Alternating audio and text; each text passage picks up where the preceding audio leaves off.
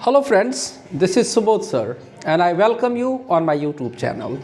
Dear friends, जैसा कि आप सभी जानते हो कि मैं अपने इस YouTube चैनल पर आपके लिए कॉम्पिटिटिव एग्ज़ाम से संबंधित इम्पॉर्टेंट वीडियो लेकर आता हूं। तो आज का जो टॉपिक है आपके वीडियो का वह है common errors for all. In this video आपको अनेक प्रकार के मिसलेनियस कॉमन एरर्स को मैं आपको सॉल्व करके दिखाऊंगा और ये वीडियो आपके लिए आगामी जो एग्जामिनेशन है CHSL का, CGL का, SSC का या वगैरह जितने भी सिविल कोर्ट का भी एग्ज़ाम आने वाला है तो उस वीडियो में ये आपको बहुत ही फ़ायदेमंद होगा। लेकिन एक बात मैं ज़रूर कहूँगा कि आप वीडियो को ज़रूर लाइक कीजिए, चैनल को सब्सक्राइब नहीं किया है तो चैनल को सब्सक्राइब कर लीजिए और कमेंट आप ज़रूर कीजिए। तो चलिए वीडियो को शुरू करते हैं विदाउट वेस्टिंग आवर टाइम। सो चलिए देखते हैं पहले सेंटेंस में आपका कॉमन एरर्स क्या है। हर पार्ट सेंटेंस में 2-3 से 4 पार्ट हैं। अगर आपको लगता है कि कोई सेंटेंस में एरर नहीं है तो ये आपका लास्ट पार्ट वह एरर आंसर हो जाएगा। चलिए पहला क्वेश्चन कहता है कि yesterday I met a man who was blind with right eyes, यानी कि मैं कल आदमी से मिला जो अपने दाहिने आँखों से क्या था, वो अंधा था। अब इस तरह के वाक्य को आप देखिए, अगर सेंटेंस को आप ध्यान से देखेंगे तो इस पार्ट में जो है यस्टरडे आई मेट, यानी यस्टरडे है तो मेट यानी कि पास्ट में ये सेंटेंस है, तो इसमें तो आपको कोई एरर नहीं नज़र आ रहा है। अ मैन हु वाज, तो अ मैन आपका सिंगुलर हुआ और यह मैन के लिए हम हु का प्रयोग करते हैं तो इसमें भी आपका कोई एरर नहीं आ रहा है। और ये आपका हो गया रिलेटिव प्रोनाउन हु हो गया और अ मैन इसका एंटीसीडेंट हो गया। तो yesterday I met a man who was blind, was इसलिए है कि चूंकि यहाँ पर सब्जेक्ट आपका अ मैन हो गया। Who was blind with right eyes, okay, तो राइट आइज से वह क्या था, अंधा था। तो आप देखिए इसमें ये ब्लाइंड के साथ जो है यहाँ पर प्रपोजिशन इन का विथ का प्रयोग किया गया है, जो कि यहाँ पर सेंटेंस के इस पार्ट में आपका एरर है डियर। क्या है, इसी पार्ट में आपका एरर जो है वह महसूस हो रहा है। तो आप इस सेंटेंस को पूरा करेक्ट करने के लिए क्या करेंगे, ये विथ को हटाना पड़ेगा और यहाँ पर हमको इन का प्रयोग कर देना पड़ेगा। तो क्या हो जाएगा, सेंटेंस का एरर आपका इस पार्ट में, यानी कि सेंटेंस के इस पार्ट में आपका एरर हो जाएगा। तो क्या हो जाएगा, yesterday I met a man who was blind in right eyes, और ये आपका तब यही जो थर्ड पार्ट है सेंटेंस का, इसी पार्ट में आपका आंसर आपका थर्ड पार्ट यानी सी हो जाएगा। नो एरर तो इसमें है ही नहीं। चलिए नेक्स्ट क्वेश्चन क्या कह रहा है, आप थोड़ा सा ध्यान से पढ़ लो कि नेक्स्ट क्वेश्चन में कह क्या रहा है। नेक्स्ट क्वेश्चन में कह रहा है dear she was not so well versed in English. Well versed मतलब होता है एक्सपर्ट होना, यानी कि निपुण होना। So well versed in English that they had expected.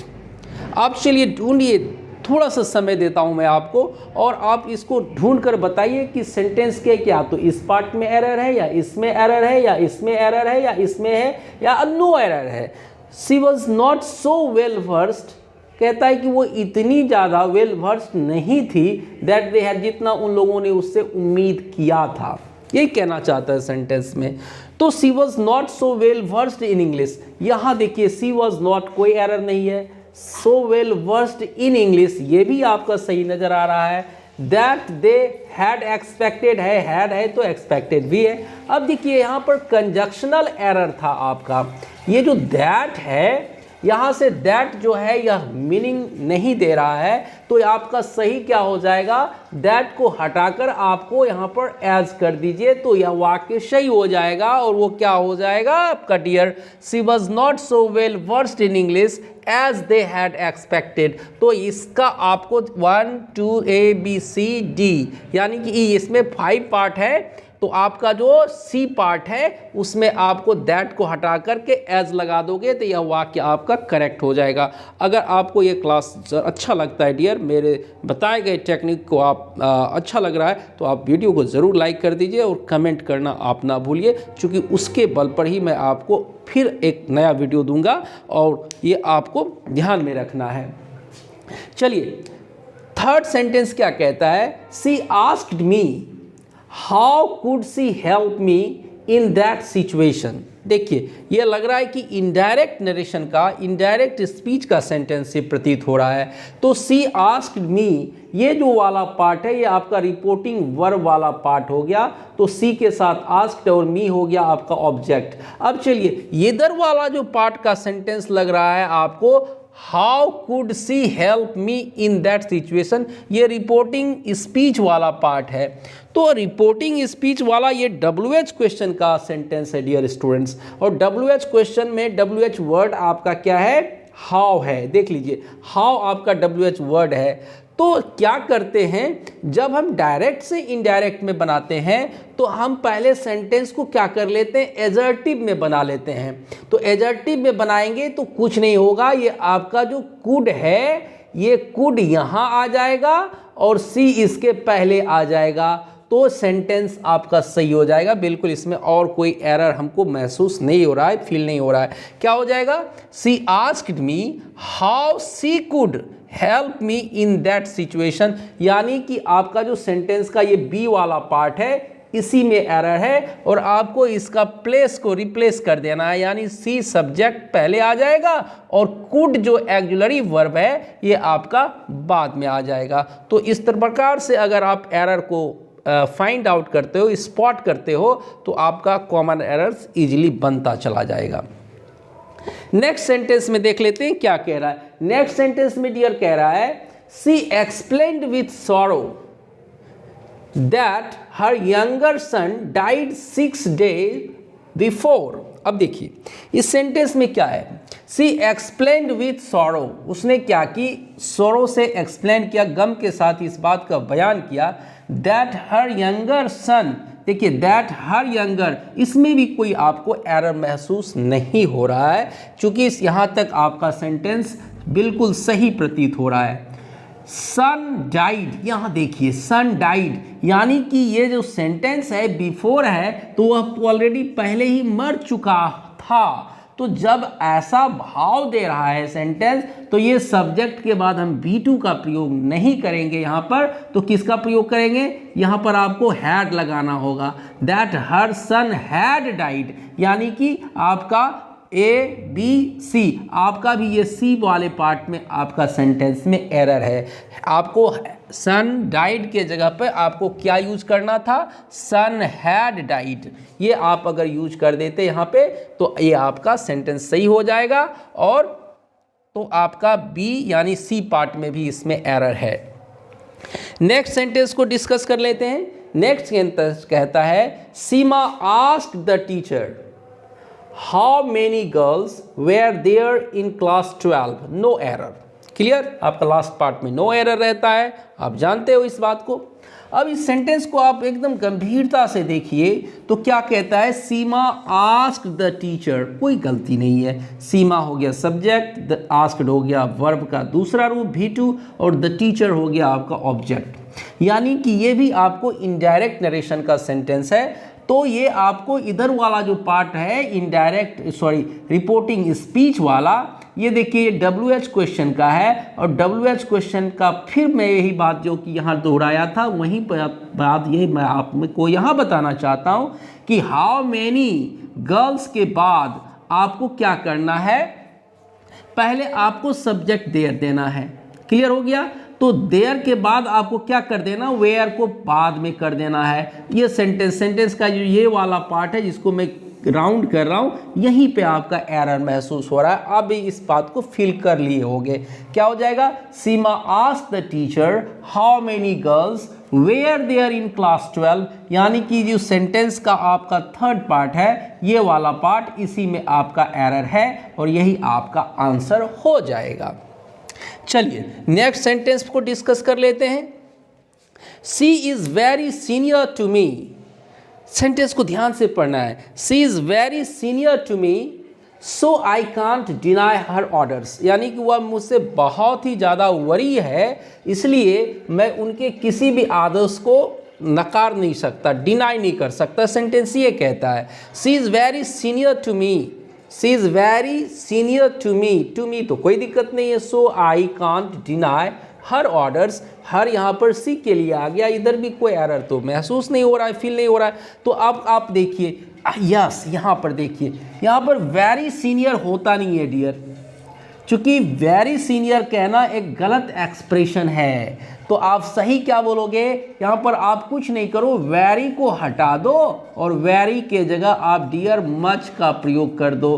बस सेंटेंस आपका सेंटेंस के ए पार्ट में ही, यानी कि A B C D, no error तक डी है, तो सेंटेंस के इस पार्ट में ही आपका एरर आ रहा है, और वह क्या हो जाएगा, she is much senior to me so I can't deny her orders. Very के स्थान पर आपको मच का प्रयोग कर देना है। क्लियर हो गया। नेक्स्ट क्या कहता है, I hardly ever see him because in my opinion he is not a reliable man. कहता है मैं उस I hardly ever see him because in my opinion he is not a reliable man, है ना। अब आप इस वाक्य को देखिए, I hardly ever see him, hardly के बाद हम एवर का प्रयोग करते हैं, इस पार्ट में तो कोई एरर नहीं है। सी हिम, इसमें कोई आपका एरर नहीं है, बिकॉज क्योंकि मेरे विचार में he is not a reliable man, इसमें सेंटेंस आपका कोई एरर नहीं है, ना इस पार्ट में एरर है, न इसमें एरर है, न इसमें एरर है। He is not a reliable man, ये भी सेंटेंस में आपका कोई एरर नहीं है, इसलिए आपका आंसर डी लास्ट वाला नो एरर हो जाएगा, यानी कि यह सेंटेंस आपका बिल्कुल ही सही है डियर। क्लियर हो गया। चलिए नेक्स्ट सेंटेंस को देख लेते हैं। नेक्स्ट सेंटेंस क्या कह रहा है, he was very tired of work, he was very tired of work, so he said that he will not accompany us. He was very tired of work, so he said that he will not accompany us. अब ये sentence को आप देखिए sorry, he was very tired, यहाँ देखिए ये sentence आपका past में आ गया dear, he was very tired of work, so he said, इसलिए उसने क्या कहा भाई, दैट इनडायरेक्ट स्पीच का सेंटेंस प्रतीत होता है।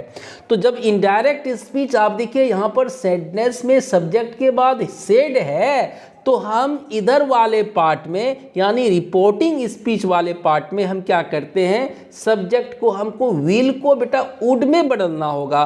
विल को किस में बदलना होगा, सोच लो, वुड में बदल दो, सेंटेंस बिल्कुल सही हो जाएगा। वुड में बदल दो, सेंटेंस सही हो जाएगा। ध्यान देख लो, he was very tired of work, so he said that he will not accompany us. will यहाँ पर गलत है, इसलिए कि सेंटेंस आपका इनडायरेक्ट स्पीच का पास्ट मतलब की है, रिपोर्टिंग वर्ब पास्ट में है, तो रिपोर्टिंग वर्ब जब पास्ट में है तो रिपोर्टिंग स्पीच वाले वाक्य में विल को आपको वुड में बदल देना है। Like the way, this way you will complete और करेक्ट द सेंटेंस। क्लियर हो गया। नेक्स्ट सेंटेंस क्या कह रहा है, ध्यान से देख लेना है। She cannot sing much then 4 songs at a stretch he informed, कहा कि भाई एक बार में वो चार से ज़्यादा गीत नहीं गा सकती है। अब सोचिए एरर कहाँ है, इस पार्ट में है, she cannot sing much then 4 songs at a stretch, 4 songs at a stretch, इसमें कोई ही इन्फॉर्म्ड कोई एरर नहीं है। आप यह सी कैनॉट सिंग, इसमें भी आपका सी सब्जेक्ट है, मॉडल्स के बाद भी1 आ गया, कोई एरर। यस देखिए इस पार्ट को आप देखिए, सेंटेंस के इस पार्ट को देखिए तो ध्यान से देखिए, मच देन कभी नहीं होता है।